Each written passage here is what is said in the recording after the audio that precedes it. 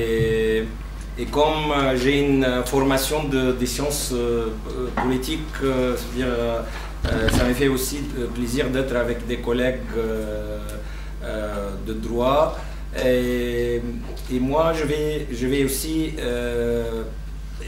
parler de quelques points ou de quelques réflexions sur l'actualité politique en Égypte, en essayant d'être en complémentaire avec mon collègue Dr Ismail. Mon premier point sur l'actualité en Égypte, peut-être ça revient avec ce qui s'est passé après le 25 janvier 2011, après la révolution égyptienne, qui a suivi ce qui se passait en Tunisie d'abord, et après on a appelé, où il y avait ce qu'on appelle les printemps arabes. Je crois que la première réflexion qui peut être très utile pour comprendre l'actualité et l'avenir des pays, de savoir et de comprendre exactement la nature de ce qui se passait le 25 janvier contre les régimes des Moubarak. Et moi, je voudrais distinguer entre deux expériences, pour ne pas dire de modèles, deux expériences dans les pays arabes, où il y avait des révoltes populaires ou des révolutions qui ont visé les régimes politiques sur place, qui voulaient faire chuter Moubarak, Ben Ali, mais faire tomber les régimes, mais pas faire tomber l'État. Et là, pour comprendre la situation en Égypte, il faut distinguer très fortement entre l'idée qu'en Égypte et aussi en Tunisie, il y a une racine très forte, ce qu'on appelle l'État-nation. L'Égypte a construit son État moderne, 1805, à l'époque de Mohamed Ali, c'est-à-dire depuis plus de 2 siècles. Donc, c'est très important de savoir que ce qui se passait en Égypte, c'était une révolution contre peut-être 2 régimes politiques, mais pour les Égyptiens, et comme beaucoup dans les pays arabes, on a un respect de cette idée de l'État-nation, c'est-à-dire on veut réformer l'État, les institutions étatiques, mais on ne veut pas détruire cet appareil étatique. C'est-à-dire, ce qui se passait en Égypte, c'était pas loin de beaucoup d'expériences, peut-être dans les pays latino-américains, dans les pays certains pays de l'Est, ou l'Espagne ou le Portugal, sur un point important, que nous, on veut changer de régime, on veut commencer une transition démocratique, mais on ne veut pas détruire l'appareil de l'État. Ce n'est pas les modèles, parce que ça, après le 25 janvier, il y avait une tendance de comparer ce qui se passait en Égypte et la Tunisie avec la révolution bolchevique en Russie ou la révolution française, où il y avait des massacres. On a parlé par exemple de la contre-révolution, on doit condamner à mort tous les contre-révolutionnaires, tous les contre-révolutions dans les pays. Il y avait ces discours marginalisés, mais la majorité écrasante du peuple égyptien voulait faire tomber le régime mais réformer l'appareil de l'État et les institutions étatiques. Donc, l'idée d'avoir un État-nation dans les pays arabes et dans la région actuelle, c'est quelque chose de très important, il est devenu très important, surtout si on voit que our neighbor, nos voisins, bien sûr, c'est pas la Suède, comme elle a dit mon collègue Dr Ismail, c'est pas la France, c'est pas l'Allemagne, mais nos voisins, où il y a la Libye, où il y a non-state, il n'y a pas un État, il y a les chaos total. Le Soudan, au sud, où était divisé en deux pays, et peut-être on attend encore les pires. Et où il y a les Sinaï, où il y a les terroristes, il y a, qui sont implantés en Sinaï, et il y a la Syrie et l'Irak. Donc, pour comprendre l'actualité en Égypte, il faut avoir un regard plus général de la situation dans les pays arabes, la transition démocratique dans les pays arabes. Ça ne passe pas comme c'est passé dans les pays de l'Europe de l'Est ou ailleurs. On a des États qui étaient effondrés, qui étaient détruits. On a des armées comme l'armée irakienne qui a été complètement détruite et qui était remplacée par, je ne sais pas si on peut qualifier des milices ou... anyway, je crois avec les groupes djihadistes qui ont envahi certaines villes en Irak et avec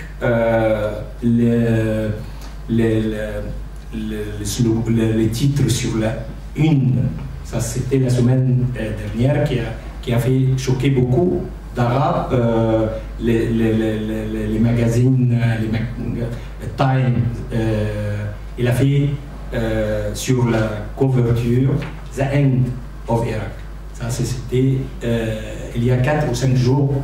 Ça c'était quelque chose de choquant. Qui est responsable et qui, heureusement qu'on est quand même dans un pays, moi je me rappelle, j'étais encore étudiant ici, qui a refusé en 2003 l'invasion américaine de l'Irak, qui a détruit carrément un pays. Bien sûr, aussi, mon collègue algérien, il a parlé de la situation en Algérie. On parle de 10 années lourdes, avec des dizaines de milliers de morts, dans un pays où l'État-nation qui était menacé, c'était pas un problème seulement avec des régimes politiques. Oui, avec des régimes politiques, moi on peut critiquer les présidents actuels, on peut critiquer tous nos présidents en Égypte, on peut être d'accord, mais on ne peut pas jouer avec les destins, avec l'avenir d'un pays. On dit oui, on peut avoir une armée libre et une armée de régime. On peut avoir un État cassé et détruire dans un pays où il y a 85 millions d'habitants comme l'Égypte. On peut avoir un avenir comme la Libye, un pays riche et avec 5 millions et qui vit dans une situation catastrophique. Donc ça c'est pour moi mon premier point qui concerne, pour essayer de comprendre la complexité de la situation politique en Égypte, quand il y a des gens qui parlent d'une intervention militaire ou qui parlent d'un processus démocratique. Je peux accepter beaucoup de critiques sur la situation actuelle en Égypte. Mais pour moi, s'il y a un choix entre un État qui n'est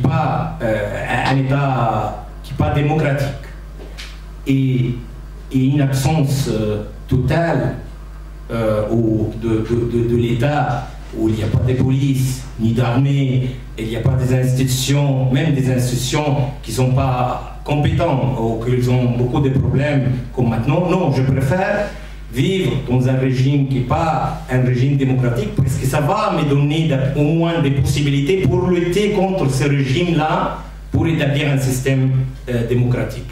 Mais de vivre sur une organisation djihadiste ou vivre sous un califat ou sous un taliban ou un régime comme les frères musulmans ou les talibans en Afghanistan où il y a une destruction totale de tout ce qu'on a connu de la modernité, les principes démocratiques des droits de l'homme. Je dis non, désolé, oui, l'État-nation dans le monde arabe souffre de beaucoup de problèmes, a besoin de réformes radicales. L'Égypte, l'Algérie, le Maroc, la Tunisie aussi.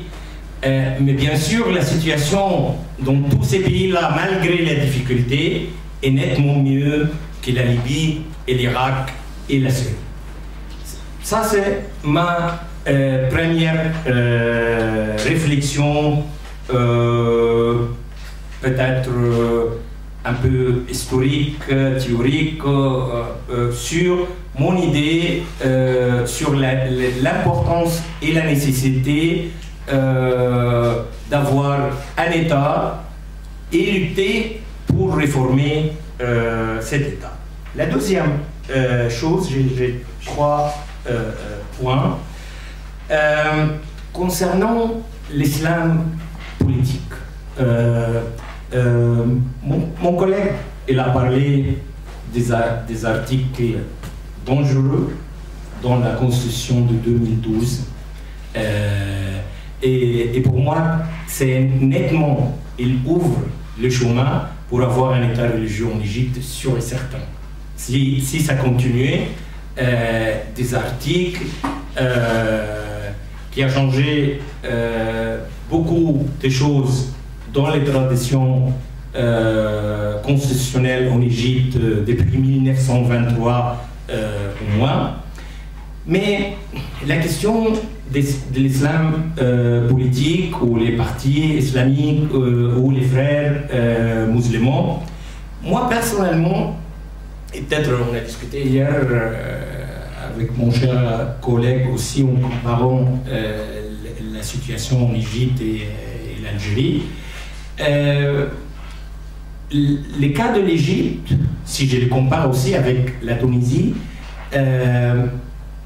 l'Égypte, il n'y avait pas un problème avec un parti politique. Un parti politique avec une référence, pas un parti religieux, mais avec une référence, c'est ça, les religieuses, référence, ça peut être un attachement culturel, ça peut être civilisationnel, c'est permis et c'est accepté selon la constitution égyptienne. Donc, si les problèmes c'était avec un acteur politique en Égypte, à mon avis, on aura pu faire de compromis.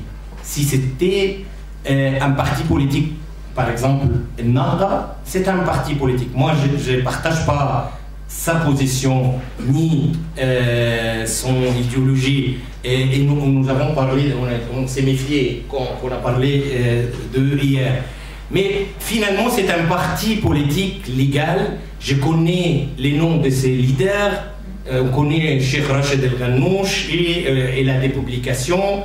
C'est les PGD au Maroc, c'est un parti politique. Les AKP en Turquie, on peut critiquer, moi je critique la politique d'Erdogan. Maintenant, on peut les critiquer, mais finalement c'est un parti politique, c'est un acteur politique. En sciences politiques, vous pouvez faire des compromis avec un parti politique, mais avec une organisation secrète. Le cas de l'Égypte, ce n'était pas un parti politique. Les problèmes que les Égyptiens ont voté pour un candidat d'un parti politique qui n'existait pas, les Freedom and Justice. Ça, c'est le nom des partis politiques qui étaient les mains politiques des frères musulmans. Les vrais pouvoirs étaient dans une organisation secrète qui a refusé pendant un an de se légaliser, de légaliser leur statut et continue de travailler clandestinement malgré leurs arrivées au pouvoir. Et ça, c'est quelque chose qu'on n'a jamais vu dans l'histoire.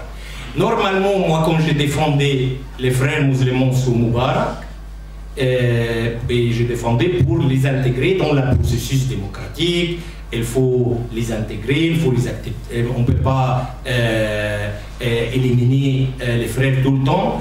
Et il nous dit, les frères, à l'époque, c'est impossible, le pouvoir politique ne va jamais accepter de légaliser un parti politique pour nous, ni une association religieuse. Et ça, je le comprends parfaitement. Sous Moubarak, on était sous un régime autoritaire qui a refusé, qui a éliminé presque tout le monde.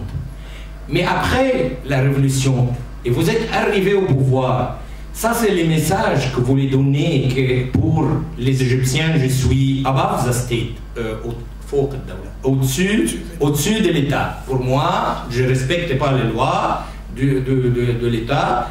Et ils ont dit, parce qu'on n'aime pas les lois qui concernent l'association civile en Égypte, on est contre ces lois, donc on ne va pas légaliser les frères musulmans, et ils ont resté pendant un an comme une organisation fermée, idéologique, qui dirige les pays de façon clandestine. Ça, c'est quelque chose, à mon avis, qui était choquant, et pour cela, pendant un an, on a échoué de faire un seul compromis avec les frères musulmans.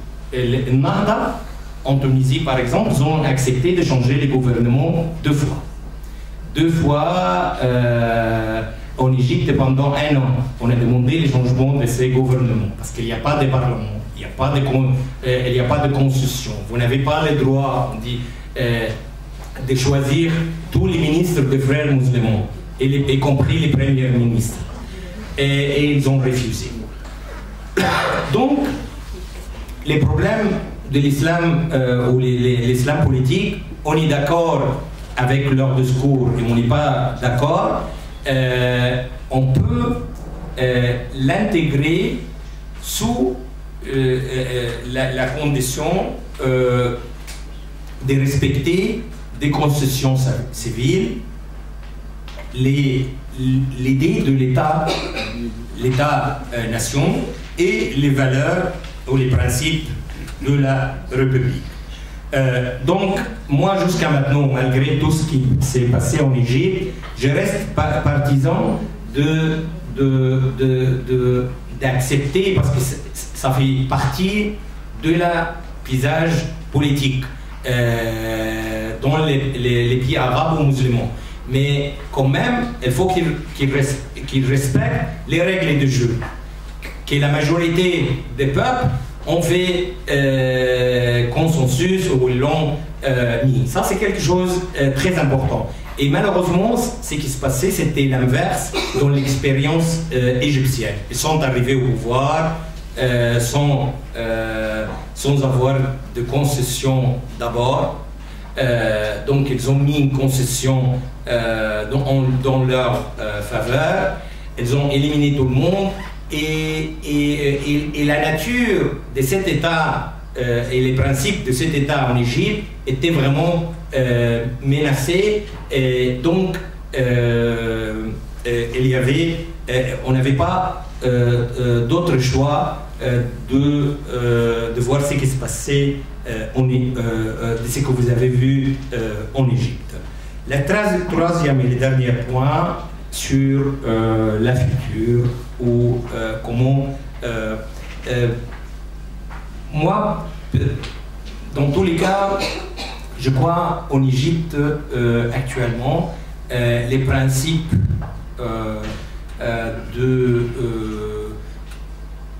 d'un système politique démocratique sur les papiers ou dans la Constitution est là. Et en Égypte, oui, il y a un État qui a besoin de se réformer radicalement. Ça, c'est sûr et certain. Et on ne peut pas continuer de défendre l'État sans avoir la possibilité de le réformer. Ça, c'est quelque chose très important parce que les débats politiques en Égypte, il y a une tendance très ultra conservatrice,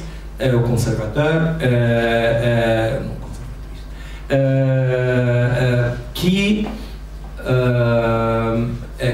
dit il ne faut pas toucher les services de sécurité, il ne faut pas toucher parce qu'on a une guerre contre le terrorisme, il ne faut pas commencer de réformes, il ne faut pas réformer notre système judiciaire, il ne faut pas parler de le rapport civil-militaire.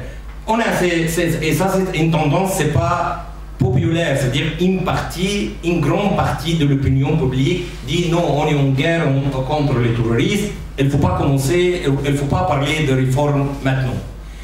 Et il y a une autre tendance où je défends, je vais m'inscrire dedans, je dis non, parce que si on dit il ne faut pas commencer à réformer les pays, il ne faut pas toucher parce qu'on est en guerre, on terroriste, on va perdre cette guerre si on ne fait pas vraiment des réformes. On défend l'État, il faut défendre l'idée dans un pays, parce que ça c'est peut-être quelque chose en Europe, c'est un peu loin, où il y a des gens qui ne sentaient pas, qu'est-ce que ça veut dire, parce qu'il y a, qu'est-ce que ça veut dire qu'on se lève les matins, vous trouvez des terroristes ou des gens ou des crimes ou des criminels et vous appelez pour la police, il n'y a pas de police, il n'y a pas d'armée, il n'y a rien du tout. Cette chaos qu'on a vu dans les pays arabes et certains pays africains, ça c'est quelque chose très très dangereux, et tous les pays qui ont tombé dans cette malheur, à mon avis, ils n'arrivent pas à s'en sortir. Et jusqu'à maintenant, l'exemple de l'Irak, c'est un exemple flagrant. La Syrie, avec 150 000 morts, et on ne sait pas les problèmes en Syrie. Si Bachar tombe, les pays continuent dans la crise, et s'il reste aussi, ils continuent dans la crise, donc, ou dans la guerre. Je crois on a besoin, pour conclure, on a besoin des idées réformistes pour l'Égypte, pour les autres pays arabes, mais tout en respectant les choix des majorités de peuples égyptiens et comprendre les malheurs de la situation et les souffrances qu'ont vécu beaucoup d'Égyptiens et beaucoup dans les pays arabes sous ces genres de régimes djihadistes ou extrémistes dans le monde. Je m'arrête là et je vous remercie beaucoup. Merci.